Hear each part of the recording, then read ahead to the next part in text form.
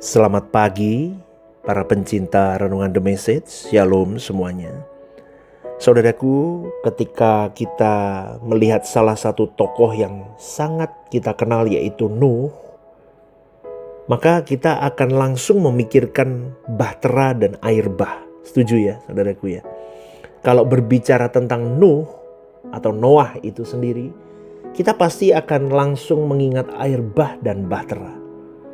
Tetapi sesungguhnya saudaraku, fokus utama kisah dari Nuh itu bukanlah bahteranya, bukanlah banjirnya.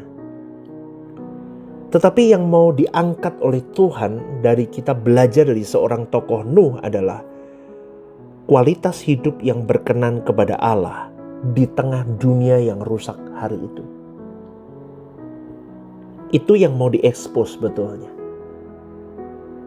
Maka sekali lagi saya mau ingatkan yang sering saya ajarkan tiap saat bahwa keselamatan itu bukan hanya berbicara tentang masuk surga. Tetapi keselamatan adalah tentang proses mengembalikan seorang manusia kepada rancangan Allah semula.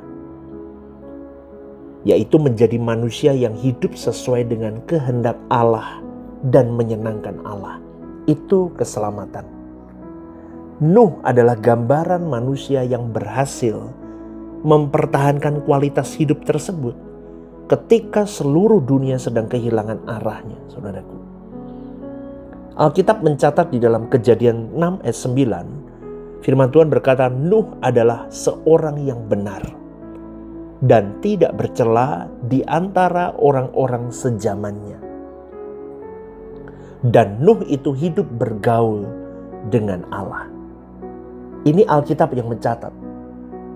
Perhatikan saudaraku, Tuhan tidak memuji ukuran bahteranya terlebih dahulu. Tetapi Tuhan memuji karakter hidup Nuh terlebih dahulu. Artinya, sebelum Tuhan mempercayakan pekerjaan besar kepada Nuh, Tuhan terlebih dahulu melihat kualitas manusia yang akan mengerjakannya. Hari ini banyak orang mau dipakai Tuhan, rindu bermimpi besar dipakai Tuhan. Tetapi tidak banyak orang yang sungguh-sungguh ingin menjadi manusia yang sampai pada kualitas menyenangkan hati Allah. Padahal tujuan hidup orang percaya bukan sekedar diberkati, bukan sekedar dipakai Tuhan, melainkan tujuan hidup orang percaya adalah menjadi manusia yang memang layak bagi Allah. Karena Tuhan sebelum mempercayakan perkara atau pekerjaan yang besar, Dia terlebih dahulu melihat kualitas manusia ini yang akan mengerjakannya. Maka Kejadian 6 ayat 5, firman Tuhan berkata, ketika dilihat Tuhan bahwa kejahatan manusia besar di bumi, itu kalimatnya. Dunia pada zaman Nuh itu sedang mengalami kerusakan total, saudaraku. Manusia hidup mengikuti keinginannya sendiri. Tidak ada takut-takutnya sama Tuhan. Tidak ada keinginan sedikit pun hasrat untuk nyenengin Tuhan. Semua orang hidup untuk dirinya sendiri. Atau yang sering saya katakan dengan kalimat manusia telah kehilangan orientasi untuk menjadi manusia menurut rancangan Allah. Mereka sama sekali tidak memikirkan itu. Mereka hidup hanya untuk kepentingan diri sendiri. Tapi di zaman yang begitu rusaknya, Nuh dilihat berbeda. Nuh berbeda. Nuh memilih hidup bagi Allah. Disinilah letak perjuangan orang percaya hari ini, saudaraku. Masalah terbesar kita itu bukan kemiskinan, kegagalan, penyakit, atau apapun yang lain, bukan. Tetapi masalah terbesar kita sebagai seorang manusia adalah ketika hidup kita tidak lagi berpusat kepada Allah. Banyak orang hari ini sibuk dengan urusan agama, tetapi tidak sibuk berurusan dengan bagaimana menyingkronkan atau memusatkan pribadinya dengan Allah. Nuh menunjukkan bahwa seseorang dapat hidup berbeda dari arus zamannya. Bagaimana dengan kau dan saya hari ini, saudaraku? Apakah kita hidup untuk kesenangan Allah atau kita hidup untuk kesenangan diri kita sendiri? Karena kalau kita lihat Nuh memilih Allah ketika dunia memilih dosa.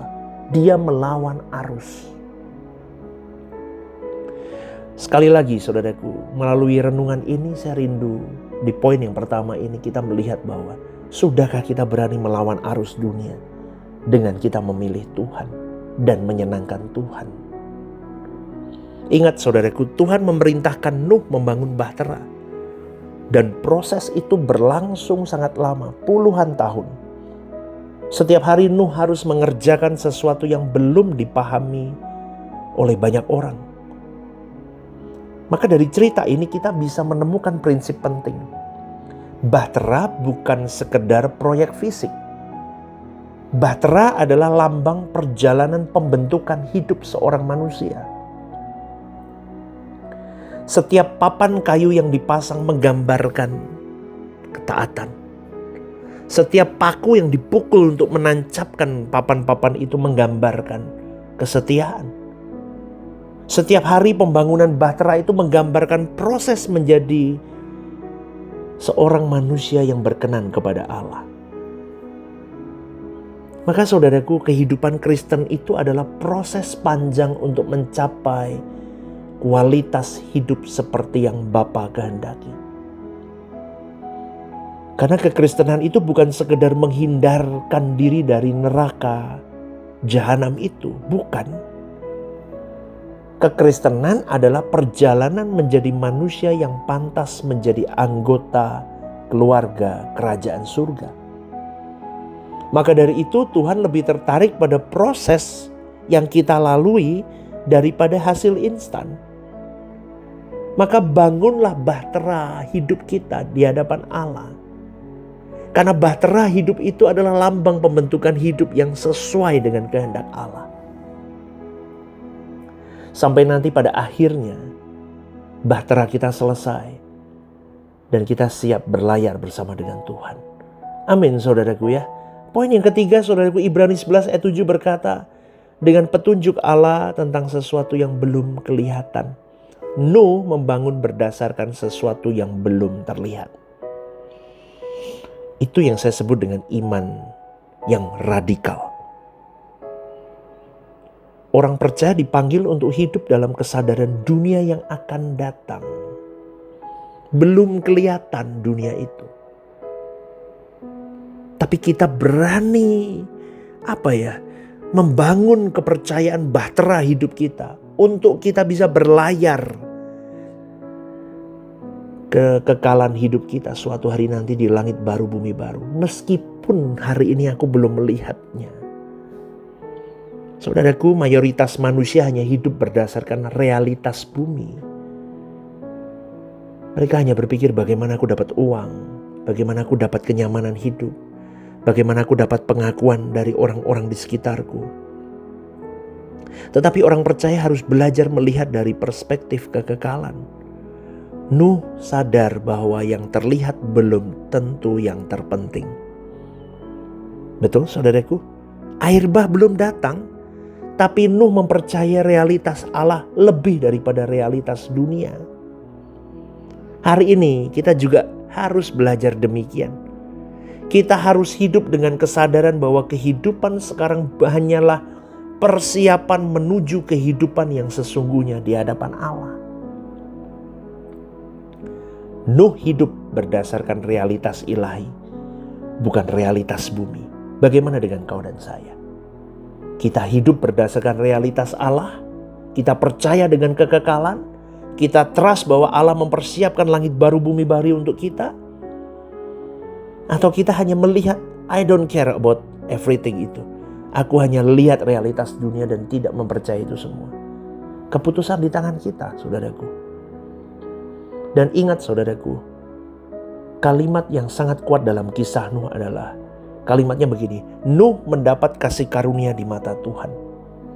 Itu kalimat yang sangat menggelegar dan penting. Nuh mendapat kasih karunia di mata Tuhan. Bukan di mata manusia. Di mata Tuhan, saudaraku.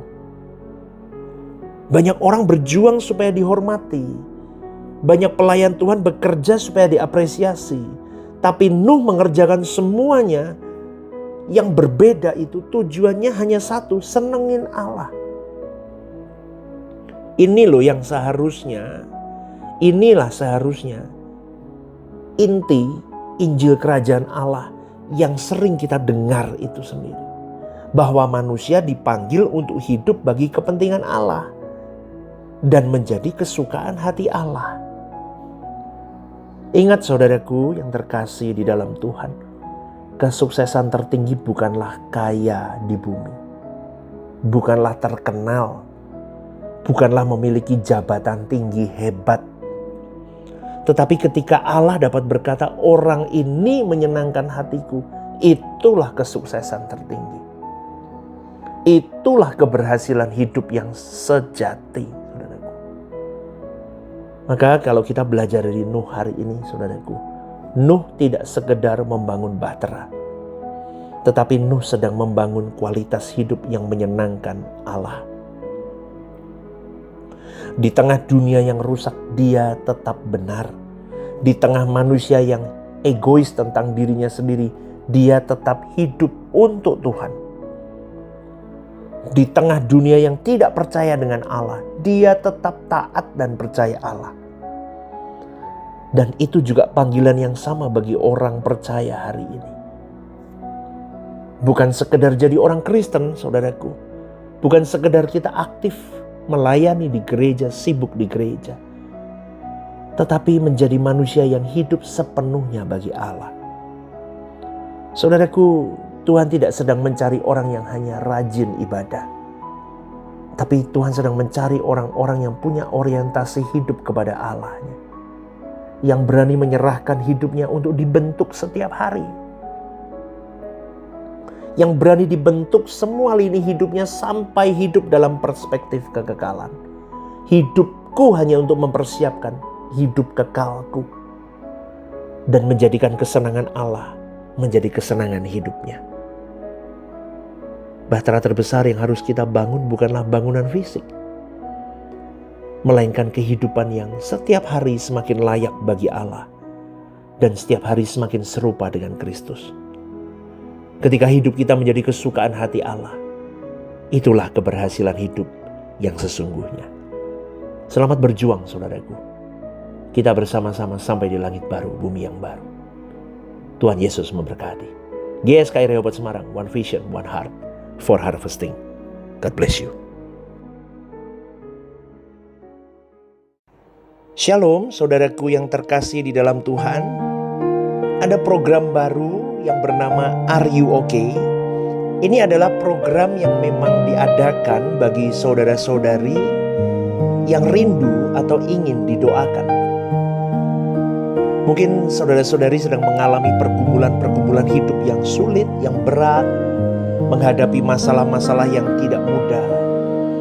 Saudara-saudari bisa klik di formulir online yang tertera atau scan barcode di situ. Anda bisa tuliskan di sana apa yang menjadi pergumulan masalah Anda yang ingin didoakan. Tujuannya satu, Anda tidak merasa sendiri. Saya sendiri akan mendoakan beserta tim yang akan menangani ini. Saya akan mendoakan di dalam mesbah-mesbah doa kami. Tujuannya satu, supaya saudara-saudari merasa ada yang support, tidak sendirian berjalan menghadapi beratnya kehidupan. Ini kerinduan saya, kita berbagi kasih secara nyata. Dan kiranya program baru ini bisa menjadi berkat untuk kita semua. Tuhan Yesus memberkati.